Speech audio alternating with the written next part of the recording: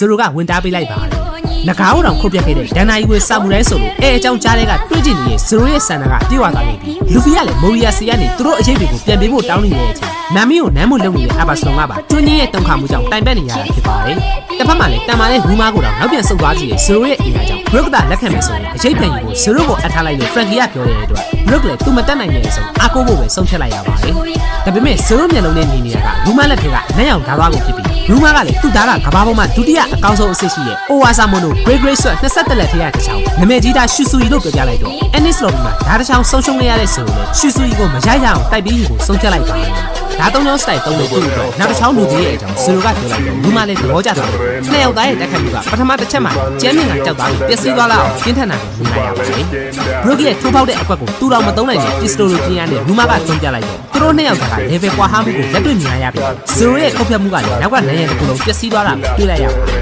။ရူမာကဘရိုကရဲ့အရေးကြောင့်လှုပ်ရှားနေရစီတယ်အသက်ရှင်နေတော့တကယ်တော်တဲ့ဆာမူရိုင်းတက်ခဲ့တယ်ဘရိုကရဲ့တက်ခိုက်ပုံကသူ့ရဲ့ကိုယ်ပိုင်ဓာတ်ဆွမ်းရဲ့အစစ်မှန်ကိုထုတ်သုံးဝင်မရဘူးဒီလောက်ထိတန်မာနေတယ်သူသာဆိုရင်ဘယ်လိုမှရူမာကိုမနိုင်နိုင်ဘူးဆိုတာဘရိုကလည်းသိပါတယ်ရူမာကဓာတ်ကိုဖြည့်ဆည်းရဲ့တက်ခွက်ကိုသုံးနေတယ်ဆိုရိုရဲ့ဓာတ်တွေကလည်းတာမန်အရေးသွေးမဟုတ်လို့အလုံးမဖြစ်တဲ့ဓာတ်နှချောင်းစတိုင်သုံးတဲ့ပုံစံကအစ္စလူးမာတော့လည်းမသိဘူးပို့ပြီးတန်မာလာတာကြောင့်ရူမာနဲ့ဓာတ်ရည်တူကတက်ခိုက်နေကြတာဖြစ်ပါတယ်သူတို့နှစ်ယောက်ရဲ့ခုတ်ပိုင်းမှုတွေကတယောက်နဲ့တယောက်မထိဘူးနိုင်ငံတွေစီကိုကြောက်ကုန်တယ်ရဲတိုက်ရဲ့ထိတ်ဆုံးပိုင်းတစ်ခုလုံးပြတ်ထွက်သွားတယ်ဆာမူရိုင်းတယောက်ရဲ့တက်ခိုက်တဲ့ပုံစံမျိုးမဟုတ်ဘူးဘရိုကရဲ့အကွက်တွေနဲ့အသက်ရှင်နေစရာရူမာဘယ်လောက်ထိကျန်းငယ်လဲဆိုတာဆိုလိုနဲ့ရေးစားမိတယ်အဲ့ဒါအပြင်ဓာတ်သုံးချောင်းမရှိတဲ့သူ့အတွက်အတော်လေးရင်ဆိုင်ရခက်နေတယ်ခေါမိုးရဲ့ကစားအနေထားမှာဒန်နာရီလာဓာတ်တွေကိုကန်ဆောင်လာတဲ့သူတို့တိုင်တွေကပြီးဆုံးလေးဆိုလိုကဒီတက်ပို့ပြီးကြာတိုက်ပြီးဆိုသူဓာတ်တွေရူမာကြောင့်ပျက်စီးကုန်လို့ဆိုတာသိသွားတယ်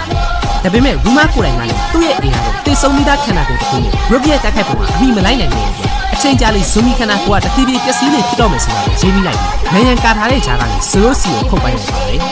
ဆိုလိုက3မိနစ်တည်းဖြစ်နေပြီကပြန်ကောင်းသွားခဲ့ပြီသူ့အချိန်ချင်းအခါလေ့ကျင့်ထားတဲ့ဓာတ်တစ်ချောင်းစတိုင်တက်ခွက်နဲ့ဆုံးသက်ဖို့လည်းရူမာကလည်းဘရိုကရဲ့အကြံဆုံးယာဟာဆူကီရီ Lost Slash နဲ့ခုတ်ပိုင်းလိုက်ပြီဒီချိန်မှာတော့ဇီရိုကရူမာရဲ့ခန္ဓာကိုယ်ကိုထိအောင်တိုက်ခိုက်နိုင်လိုက်ပါတယ်ဘယ်ရကနေအတဲအောင်မိတော့တွေထွက်ပေါ်လာပြီးဇူမီခန္ဓာကိုယ်မို့လို့ထိခိုက်မှုမရှိဘူးဆိုပြီးအသက်ရှင်နေစဉ်ကဆာမူရိုင်းကုတ်ကိုလိုက်နာခဲ့တဲ့ရူမာကဘရိုကရဲ့အသိစိတ်နဲ့တော့မှသူရှုံးသွားပြီဆိုတာကိုလက်ခံလိုက်တဲ့အတွက်ဒန်နာရီလာဆာမူရိုင်းကန်ခဲ့တဲ့ဖိုးဒန်နာရှုစုကိုတကယ်တော်တဲ့ဓာတ်သမားတစ်ယောက်ဖြစ်တဲ့ဇီရိုစီကြည်ကြည်နဲ့နဲ့ကြီးတွဲပေးခဲ့လိုက်ပါတယ်